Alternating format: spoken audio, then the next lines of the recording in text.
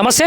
ఇప్పుడు మనం చూసుకుంటే సికింద్రాబాద్లోని యశోద హాస్పిటల్ దగ్గర అయితే ఉన్నాము. మరి తెలంగాణ రాష్ట్రానికి సంబంధించి నర్సంపేట నియోజకవర్గ మాజీ ఎమ్మెల్యే పెద్ది సుదర్శన్ రెడ్డి గారు అయితే అస్వస్థతకు గురై గుండెపోటుతో అయితే జరిగినటువంటి సంఘటన మన అందరికైతే తెలుసు. సో కేటీఆర్ గారు కూడా ఇక్కడికి వచ్చారు. మరి ఆయన ఆరోగ్య పరిస్థితి ఎలా ఉంది అన్ని ప్రతి ఒక్క క్షణక్షణం అనుక్షణం అయితే తెలుసుకునే ప్రయత్నాలు అయితే చేశారు.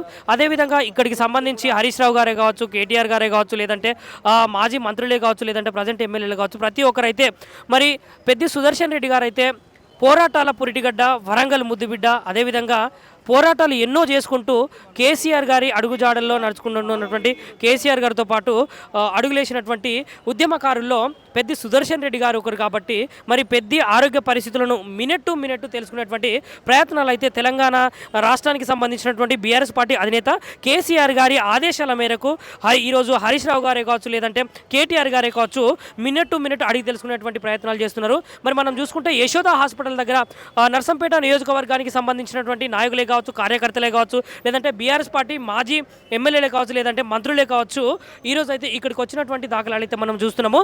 మరి ఆయన ఆరోగ్య పరిస్థితి ఏ విధంగా ఉంది, మరి ఆరోగ్యం ఏమన్నా క్షీణించిందా, లేదంటే ట్రీట్మెంట్కు స్పందిస్తున్నారా అనే విషయాలు అయితే ఇప్పుడు మనకు తెలియాల్సి ఉంది. మరి లోపలికైతే పెద్ద పెద్ద నాయకులు వెళ్ళారు. నాయకులు వెళ్ళి ఆ డాక్టర్లతోటి మాట్లాడే ప్రయత్నాలు అయితే చేస్తున్నారు.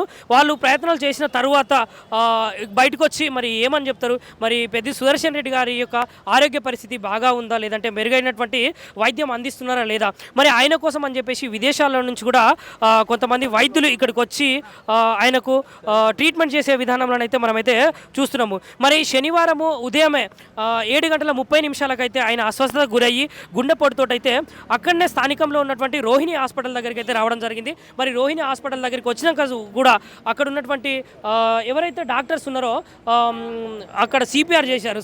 సిపిఆర్ చేసిన తర్వాత 9 సార్లు సిపిఆర్ చేసిన తర్వాత అప్పుడు కొంచెము ఆరోగ్య పరిస్థితి, అదేవిధంగా గుండె కొట్టుకోవడం అనేది స్టార్ట్ అయింది. దాని తర్వాత అక్కడనే కొంచెం ట్రీట్మెంట్ అయిపోయిన తర్వాత మరి కేటీఆర్ గారు, హరీష్ రావు గారు అక్కడికి వెళ్ళి మరి ఆయనను వెంటనే గ్రీన్ ఛానల్ ద్వారా, అంటే తెలంగాణ రాష్ట్ర ముఖ్యమంత్రికి సంబంధించి మరి ప్రాణాలతోటి చెలగాటలు వద్దు కాబట్టి ప్రాణాలు ముఖ్యము, ఈ రాజకీయాలన్నీ పక్కకు పెడితే ప్రాణాలు ఇంపార్టెంట్ అని చెప్పేసి గ్రీన్ ఛానల్ ద్వారా పెద్ది సుదర్శన్ రెడ్డి గారిని మరి నిన్న ఇక్కడికి యశోద హాస్పిటల్ దగ్గరికి అయితే తీసుకురావడం జరిగింది. మరి ఆయన ఆరోగ్య పరిస్థితులు ఏ విధంగా ఉన్నాయి, మరి ఆయన ఆరోగ్యానికి సంబంధించినటువంటి విషయాలు మరిన్ని తెలుసుకోవాలంటే ఇక్కడ కొంతమంది కార్యకర్తలే కావచ్చు, లేదంటే కొంతమంది పెద్ద పెద్ద లీడర్లే కావచ్చు వచ్చిన వేళ మరి వారిని మనం అయితే అడిగి తెలుసుకునే ప్రయత్నం అయితే చేయాలి. ఎందుకంటే మరి తెలంగాణ రాష్ట్ర తొలి ముఖ్యమంత్రి, ఇప్పుడున్నటువంటి మాజీ ముఖ్యమంత్రి కేసీఆర్ గారి అడుగుజాడల్లో నడిచినటువంటి ఉద్యమకారుడు, మరి ఎన్నో ఉద్యమాలు చేసినటువంటి వ్యక్తి కాబట్టి కేసీఆర్ గారు కూడా చొరవ తీసుకొని తప్పకుండా ఆయన ఆరోగ్యము మెరుగుపడేదాకా మీరు అక్కడే ఉండి అన్ని బాధ్యతలు మీరు స్వీకరించి ఆయన ఆరోగ్యాన్ని సురక్షితంగా ఉంచాలని చెప్పేసి కేసీఆర్ గారి ఆదేశాల మేరకు అయితే కేటీఆర్ గారే కావచ్చు, హరీష్ రావు గారే కావచ్చు ఇక్కడికి వచ్చిన వేళ మరికొంతమంది నాయకులను అయితే మనం అడిగి తెలుసుకునే ప్రయత్నం చేద్దాము. అదేవిధంగా నర్సంపేట నియోజకవర్గానికి సంబంధించినటువంటి కొంతమంది నాయకులే కావచ్చు, జెడ్పీటీసీలే కావచ్చు, ఎంపీటీసీలే కావచ్చు, అక్కడ ఉన్నటువంటి స్థానిక మాజీలే కావచ్చు ఇక్కడికి వచ్చారు. ఒకసారి వారిని నేరుగా అడిగి తెలుసుకునే ప్రయత్నం చేద్దాం.